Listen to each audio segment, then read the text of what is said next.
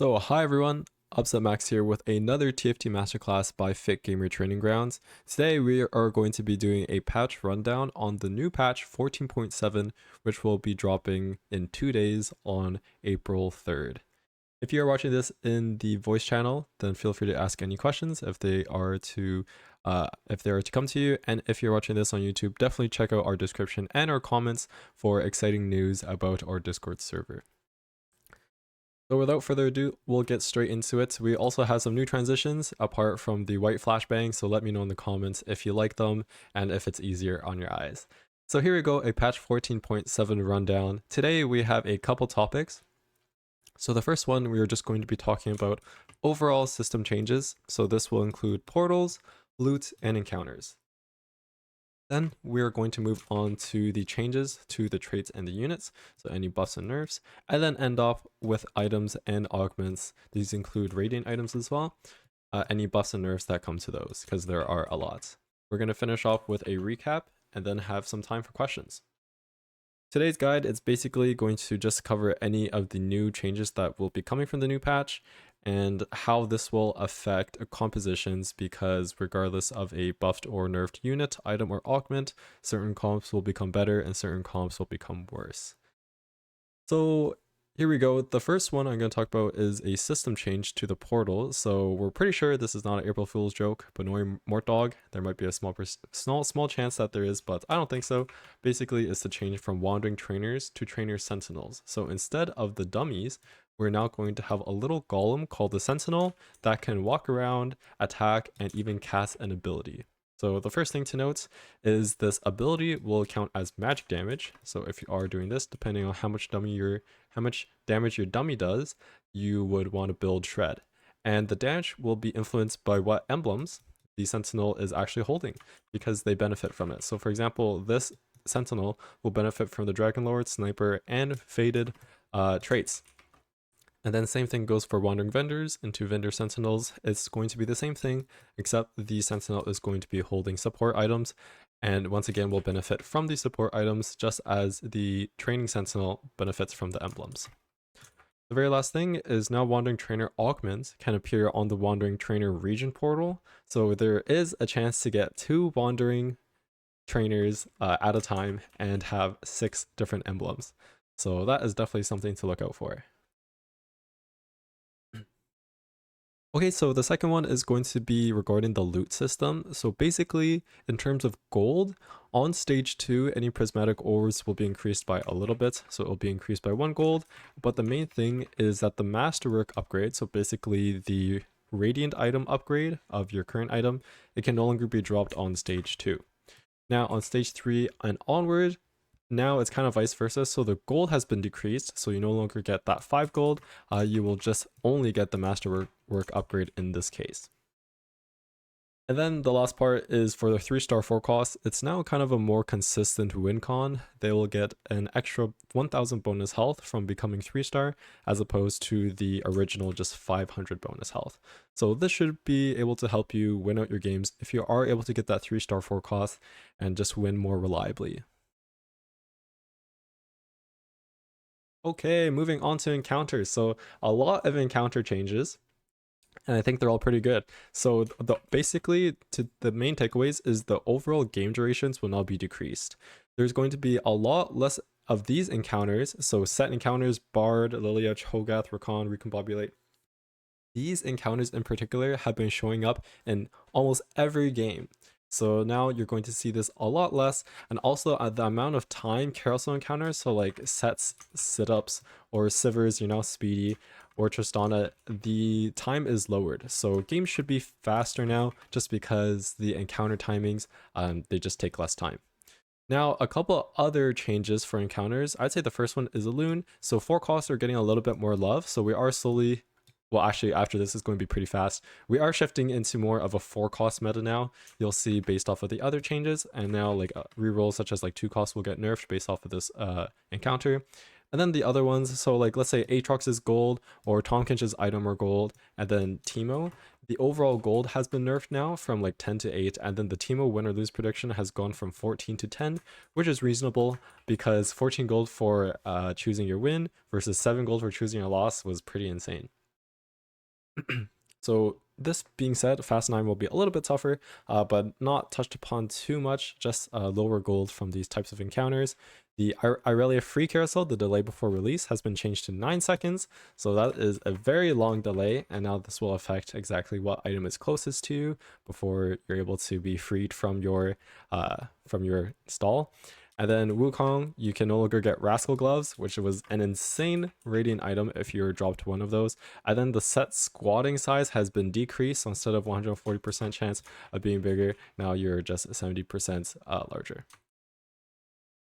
Okay, so those are the main encounter changes. We're going to move on now to the actual buffs and nerfs. So starting off with traits, the main takeaways is Ghostly has been nerfed. The Ghostly damage amp per Spectre has been changed quite drastically in terms of nerfed. So 2 Ghostly stays the same, however 4, 6, and the 8 breakpoints have been nerfed. And remember, this is damage amp per Spectre, so depending on how many Ghostly units you have, this is actually pretty sizable. Arcanist gets a pretty good buff for all across the middle breakpoints. Ultruist gets a nerf. Is this supposed to be red? So now you get 5 less armor for the 3 and 4 breakpoints. The Heavenly emblem. So the way they changed Heavenly is now the Wukong bonus attack speed has been lowered a little bit. However, the emblem Omnivamp has been doubled. So kind of just an adjustment here. Fortune, the 7-piece has been nerfed a bit from 30 to 25 for the 7-piece luck.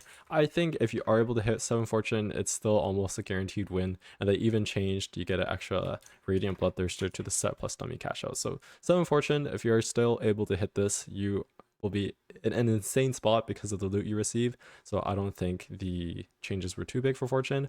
I would say the biggest change here is going to be the Ghostly change.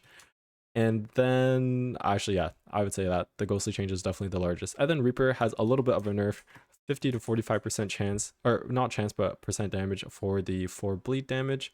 And then the last but not least, Artist. So Hui's unique trait can now copy non-champs quicker. And before, the artist used to be able to copy anvils every 10 rounds, and now it just says quicker. We're not exactly sure. Maybe it's halved. So now Hui can copy component anvils every 5 rounds.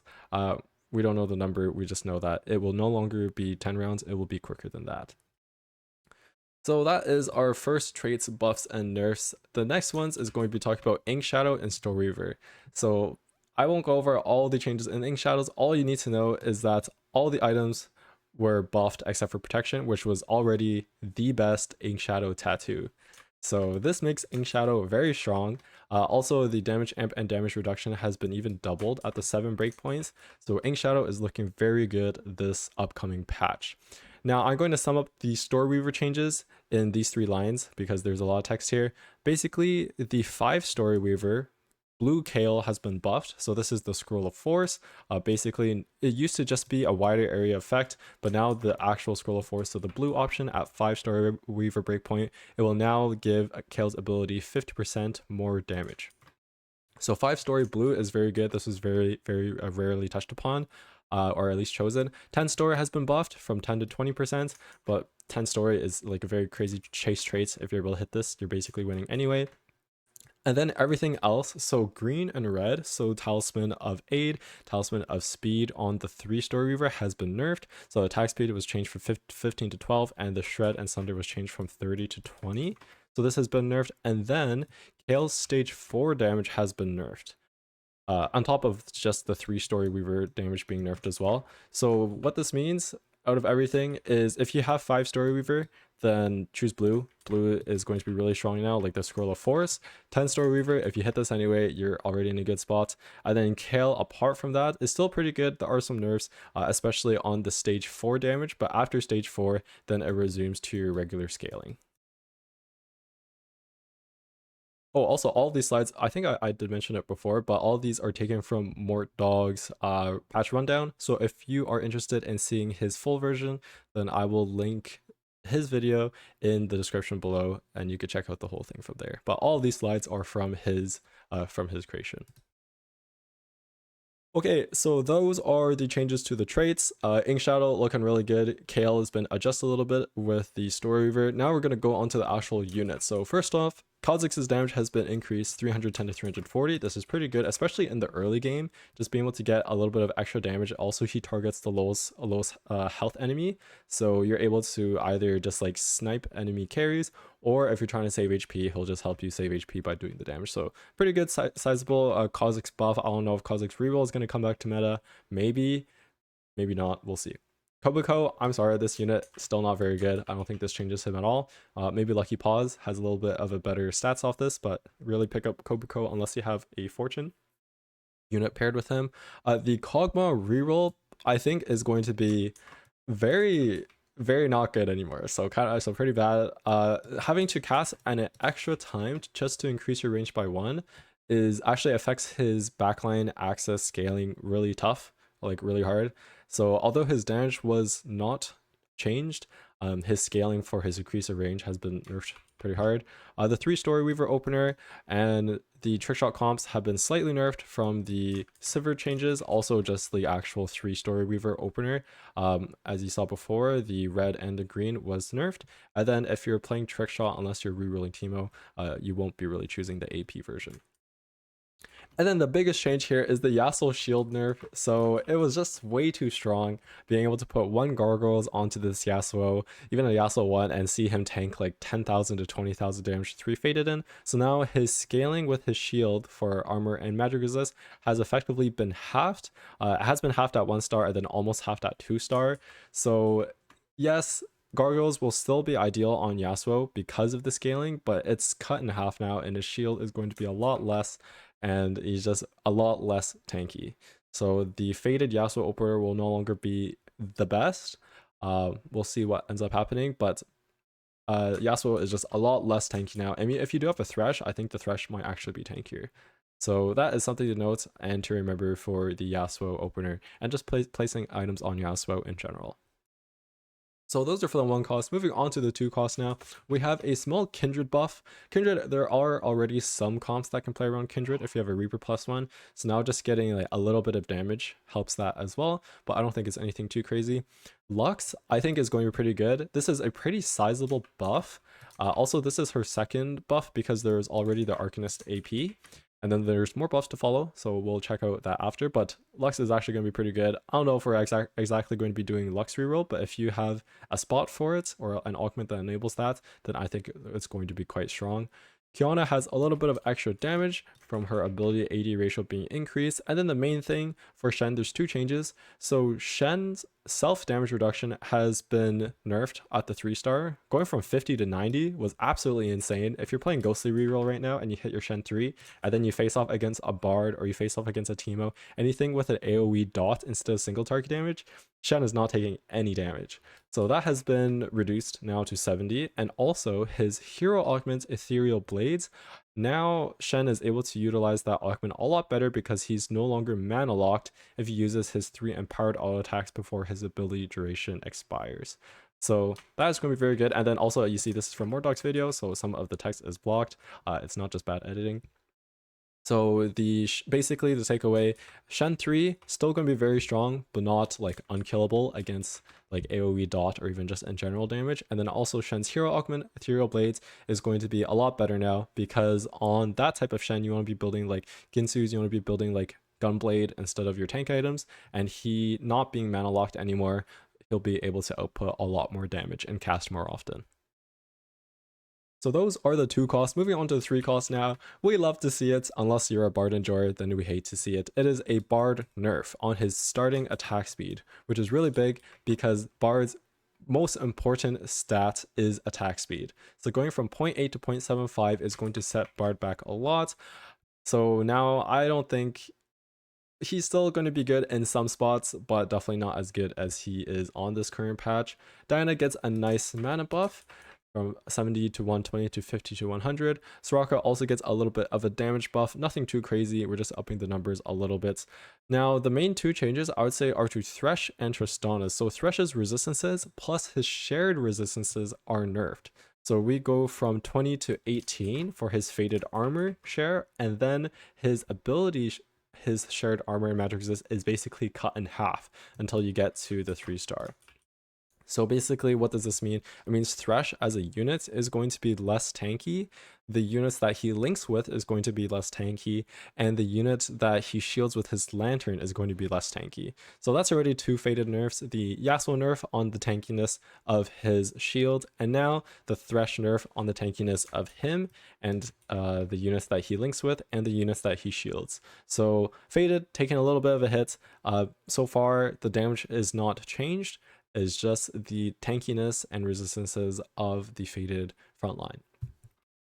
And then Tristana gets a nice little buff. Ability AD has been increased from 45 to 50, and then from 50 to 60. Duelist is already in a pretty good spot. Depending on what augments you have, it could be an even better spot. So yeah, pretty good. Tristana is looking pretty good for the upcoming patch. So those are the 3 costs, and now we are going into the 4 costs. And the big thing to note right off the bat is we were talking about base AD. And you might be thinking, oh, okay, base AD, it's like 5. It's like, that's nothing, right? But it's actually pretty big because this is base AD. So when you go from 1 to 2 star, that base AD is going to scale. And then also the scaling of base AD into your abilities is pretty important too. So this is not just like 5 more damage. It's a lot more than that. So the first thing to note is Kaisa and Xayah has now 5 extra base AD. And we already know that Kaisa is a pretty good 4 cost units on this current patch, with like the 4 trick shot, 4 bruiser variants, and then there's a couple other variants. So now this unit is being buffed even more, and also Ink Shadow, all of the items were buffed except for protection, which is already the best Ink Shadow item. So Ink Shadow is looking very good here, and then if you're able to find a Xayah, the unit is going to be even better now, and also there was a bug fix to her, so hopefully she can actually output more damage as well. So that's the first thing to note. Second thing to know, Ashe has 5 base AD as well. Definitely not as good as Kaisa, but you will be able to play her, and she will feel a little bit better. Morgana, a little bit of a damage buff. This is pretty good. Unless it's a 1-star backline, you're not killing anything with Morgana anyway. She's just a mana item plus Morello bot, and then you just like delay the backline and just wound / burn the backline. And then for Hui, our 5 cost units here, he has a nerf on his spell explode part, so 10% damage nerf and 20% healing nerf. The unit is still going to be good. All like amazing Morello spreader, being able to print other units. Just the actual output of the unit is going to be a bit lower now. So those are the 4 and 5 costs. Really looking forward to playing Kaisa and Xayah. And then we're now going to move on to the items. So the units are done now. The system changes are done now. We just have items and augments to go over. So the most popular / best performing items have been nerfed, and some of the worst items have been buffed. So Gargoyles, almost, I think it is the most slammed item. The fact that it gives HP just makes the item very good, as well as the resistances it gives. So now the base resist have been nerfed a little bit. All of the rod items, or all the metal rod items, have been nerfed. So Gunblade, the Omni Vamp, is now only going to be 1/5 of the damage they output. Spark, HP is lowered by 50, and then the attack speed on Morello is lowered by 5. So all the rod items, or all the metal rod items, have a slight nerf to them. Stark's Gauge, this is supposed to be blue. I did make it red. The HP gain is now going from 20 to 25%. Not too many holders use Sterix. Just the stats aren't like too insane. Also, there's no bruiser AD units that really wants this item. Also, there's not really any like bruiser carry unit either. So I would say like the best of this is going on like a Kane, but we'll have to see. But extra 20 or extra 5% for the HP gain is not bad. And then fine vintage, the units or the composition has been nerfed. I don't think it's okay. It's done. I'm pretty sure this augment / comp is done. Not just from this. So Aegis has been nerfed from 30 to 25% for the attack speed. And then the ZZ Rot portals, basically it's no longer just going to be like a flat stats. It's now scaling based off of the stage, and also the attack speed of voids have been lowered a little bit. Yes, the armor and magic use has been increased a bit, but the main thing was like the damage that these little buggers could, no pun intended, but that these could output. So that is 2 things to note. First, the Aegis, and then the ZZ Rot scaling, and just the actual like output of these ZZ Rots. So that is the first thing, and then you'll see later in the augments how it got gutted even more. But those are just for the current items. Now moving on to the radiant items, the exact same deal. So the best performing have been nerfed, and then the worst performing have been buffed. So Covalent Spark, so Radiant Spark, the HP and the Zap has been lowered. Crest of Cinder, so Radiant Red buff has been lowered. The burn damage, Radiant Stone Plate has been nerfed as well. And then more Morellonomicon has been nerfed as well for 3 to 2% from the burn HP. So these were the best performing Radiant items. And then the worst performing were Hodge, Heartsteel, Shojin, and Sterix. Basically all of these were now buffed. So Fist of Fairness gets 10 extra AD and AP, and then actually doubles the crit chance from 20 to 40, so this could actually be quite good now. Legacy of the Colossus, the damage reduction has been increased along with the empowered reduction, and then Spear Shojin has been buffed as well, same with the Sterix Mega Shield. So basically just pure balancing, the best gets tinkered down a bit and the worst gets buffed up a bit. Okay, we are now finalizing with our augments here. So Fine Vintage has been nerfed again. So not only was the Aegis nerfed and the ZZ Rots nerfed, now it no longer counts on the PvE rounds. So you're not able to scam one of your items on bench rounds on PvE. You now straight up have to sack 3 combat rounds in order to get your items from Fine Vintage. So I think it's going to be, unless you have like a 5 item opener and even maybe even a region that starts with an item and you get this on 2-1, I would think that would be like one of the only times you take it. Apart from this, there's just too many nerfs that I think you're sacrificing too much to not a good enough gain. So that's the first thing to note. There's a lot of trait specific augments regarding the unit drops that were adjusted. So I'll get to that in a second. Good for something has now changed from 35 from 40%. Still not that great of an augment. Maybe it's going to be like a 4.45 or maybe a 4.4. Yeah, probably pretty good in certain scenarios, like the 7 unit start. Then I would say good for something is pretty good there. Sticks and Stones, the Shred and Sunder has been disabled. And now we get into the trait specific augments. So like Arcanist Crown, we're just increasing the quality units. So like instead of a Lux, we get a Zoe. For Fortune, instead of a Teemo, we get a Tristana. And also instead of Sunfire, we get a Giant Slayer. So Fortune Crown is actually quite good now. At what cost? Like the instant going to level 6 has been disabled. And then Build a Bud, you just get 3 extra gold. So that's pretty good. Keep going with the trait specific augments. So Ghostly Crown, now we're going to get a Gargle and an Alawi, which is very good. I'm not sure if the Ghostly composition is still going to be meta and performing well after the changes, but at least the Ghostly Crown as an augment is better. Sage Crown, instead of Zyra we get a Diana, instead of Senna we get Infios for snipers. So basically just any of these like 2 cost units we're now upgrading to like a 3 cost units, so then these trait specific augments perform a little bit better. Except for the best performing one, which was Story Weaver Crown. Now we're downgrading from a Gargoyles to a Protector and downgrading from a Riven to a Garen. Warden Crown, we're upgrading from Anar to Anamumu. And then something to note, I'm so sad about this, 2 for 1 can no longer be offered on 2-1 and can only be offered on 3-2. So you basically lose an entire stage worth of the 2 for 1 value, and it feels pretty bad.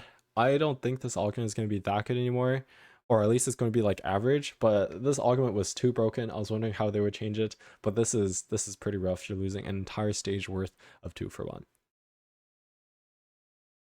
So those were the silver and prismatic changes. We're going to go into the first page of the gold one, and it's basically the same thing. Basically, a lot of the crests or trait specific augments, the unit drops were buffed. So I won't go through all of them, but the general consensus is any like 1 or 2 cost that the initial crest would drop is now basically a 3 cost, or even to get 2 units, right? So instead of like a Luxa Zoe, instead of a Malphite, it's a Thresh. A couple of the big ones is instead of just receiving a Janna, or instead of receiving a Janna, you receive a Diana now. And then even for Enter the Dragon, instead of gaining just a Janna, you gain a Janna and a Diana. So I think Enter the Dragon is going to be quite good now, just based off of this small change. A couple other things, the hero augments now have a plus version to them. So such as up here, the Midnight Siphon. So now this will give a 2-star version of the hero augment unit. And then also this will just be appearing on 3-2. And then a couple other augments like Mind Over Matter, same thing, like 1 cost into a 3 cost, Porcelain Crest 2 cost into a 3 cost. So a lot of these like trait specific ones, they're now a little bit better by giving you a better quality unit. And then small ones, so dynamic duo, giving you a 5 cost and then another unit that has the same trait. And now it gives 15 gold, which is actually pretty good. So you might be wanting to take this on 4-2, like especially if you're fast nining, the 15 gold actually like helps out a good amount. And then everything must go was re-enabled, where everything can be bought and sold for 0. Basically, you're just not losing any interest by holding units. So we'll see how this augment goes. I'm gonna be a big fan of it. And the very last one I'll touch upon is the reinforcements. It's now like reinforcement, or that was a bad one, but going from 4 to 8 gold will help out this augment a little bit. It's just a very tempo one, and same thing for, I don't even know if you want to take this for fast 9, like you could if you just need to save HP, but it's basically playing for a low cap board, getting instant power for a couple rounds, but then everyone will eventually hit their 4 costs and you'll be in the same spot as them, just down an augment. So that was the first page of the gold augments. And then the very last one is more crest / trait specific augments being upgraded. A couple other ones. Scoreboard Scrapper is now removed on 3-2, which was very good. Okay, it's good that it is removed because it just didn't make any sense to take this on 3-2. It's too late. And then Vulnerable Piggy Bank has been buffed. Now you actually get the gold instead of the XP from the Exalted. So that is pretty good. And then you remember you also get 3 extra gold if you lose. So this is going to be I would say it's a lose streak augment that you would take. And I would say a couple of last final ones I'll touch upon is like hero augments. So like Stories Champion, Garen, his ability bonus true damage is increased a bit. So nothing too crazy. I would say a big part of this patch was the buffs of crests and crowns from going from 1 to 2 costs to mainly 3 costs. So that has been the entire patch. I'll do a quick like 1-minute rundown and then I'll open the floor for any questions. So today we talked about a couple different topics. Talked about system changes and how this affects our portals, our loot, and our encounters. From our portals, we now know that instead of target dummies for our wandering trainers or wandering vendors, we now have these little sentinels that can walk around and do damage. Hopefully it's not an April Fool's. We'll find out in 2 days. Loot, not too much to worry about, just a little less gold early and a little bit or a little more gold early and a little bit less gold later. And encounters, games are going to be not a lot faster, but games will be faster now because like the random encounters with like growing bigger or like going faster, that has been lowered. And also a lot of the common encounters have now been decreased in terms of likelihood per game. So like the Set, the Bard, the Lilia, Cho'Gath offer use a boon, Rakan Recombobulates. We moved on to the actual traits. So Ghostly has been nerfed a lot. Arcanist gets a little bit of a buff. Ink Shadow is looking very good. Story Weaver has been altered. I would say altered. Now we can go 5-story and go the Kale Blue. A couple of the 1-cost changes. The biggest one is Yasuo. Yasuo tankiness is just like not down the drain. It's like almost down the drain. Like it's just been nerfed quite hard. 2 costs, Shen Hero Augment, definitely look out for that. 3 costs, Thresh is a lot less tanky now. Bard has less starting attack speed. Tristana deals a little bit more damage. 4 costs and 5 costs, the biggest thing is the Kaisa Zaya pair. This comp is going to be very, very good. I would say it might even be able to contest the Fast 9 level 5 boards if you're able to hit like a Zaya 2, because this is a very fast-paced board. Damage does not increase within this comp as the fight progresses, and this is going to definitely counter the stall comps if you're able to break through your defenses, which will be easier now because a lot of the defenses are lowered in the Faded, and the attack speed start is slower for the Bard. So the 4-trick shot with Kaisa Zaya being our duo carries is going to be pretty good. And then even on Teemo can output with a Morello and a mana item, so don't count him out of the fight as well. And then for items, all the meta items have been nerfed. So Gargoyles, Gunblade, Ionic Spark, Morello, Sterix has been buffed a little bit. And then Fine Vintage, I think, is not going to be as good anymore. Same thing for the Radiant items. And then Silver, Prismatic, Gold, and Gold, just any trait specific augment has been basically buffed from it either giving you a 1 cost or a 2 cost into basically giving you a 3 cost. So that is everything. I'm going to open the floor now to those in the voice channel. And if you're watching this on YouTube, thank you so much for watching, and feel free to join us next class within the Discord server. Thank you.